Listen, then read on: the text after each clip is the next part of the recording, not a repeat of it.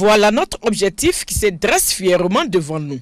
La Dent de Mans, un ensemble de roches jumelles dont le plus haut sommet culmine à 881 mètres.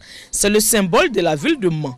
C'est à Glongloin, le village qui héberge cette montagne, que commence notre randonnée. Nous sommes avec Célestin, notre guide touristique. L'ascension proprement dite débute vers 9 h. Le chemin n'est pas balisé et le relief très accidenté. Dans un premier temps, une colline a franchi et à 10 h passé le quart, nous arrivons au pied de la Dent de Mans. Il faut reprendre quelques forces avant de continuer. D'autres randonneurs se joignent à nous. Je suis quitté à Abidjan. J'ai toujours entendu parler de la Dent de Mans. La montée, c'est pas facile, mais on dit que c'est l'arrivée qui compte. Et hop, nous entamons la seconde partie de notre ascension. Il est maintenant 10 h 25. Encore une autre heure et demie à grimper. Et vers midi... Et oui, après l'effort vient la récompense. Nous sommes maintenant sur la grande Dent de Mans et vous voyez en contrebas la petite dent. N'est-elle pas magnifique cette vue? Et voilà la ville de Mans dans sa cuvette naturelle. Après nous être délectés de ce spectacle, nous amorçons notre descente.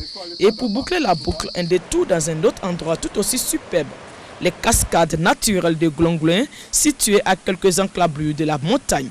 Hélas, très peu visitées car il faut parcourir plus de 2 km à pied à partir du village. Magnifique ces chutes d'eau, nous n'avons pu résister et nous nous sommes offert une petite baignade dans les eaux fraîches. Et c'est ici que finit notre randonnée. Mais avant de vous dire au revoir, nous vous invitons à venir découvrir la région de l'Ouest montagneux, une des régions touristiques par excellence de la Côte d'Ivoire. Mans est appelée la cité des 18 montagnes à cause de nombreuses chaînes de montagnes qui l'entourent et qui lui confèrent un climat doux et frais. On y trouve d'ailleurs le mont Tompi, l'un des plus hauts sommets de la Côte d'Ivoire avec 1189 mètres.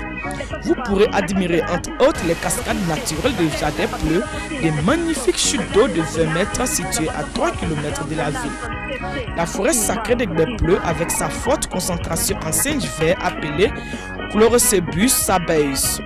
Les ponts de lianes de Lièpleu à Danané et de Vatour à Zomouni. Après donc des années de crise qui ont fortement ébranlé certains de ces sites touristiques, la région amorce un regain d'activité et espère redevenir le fleuron touristique d'antan.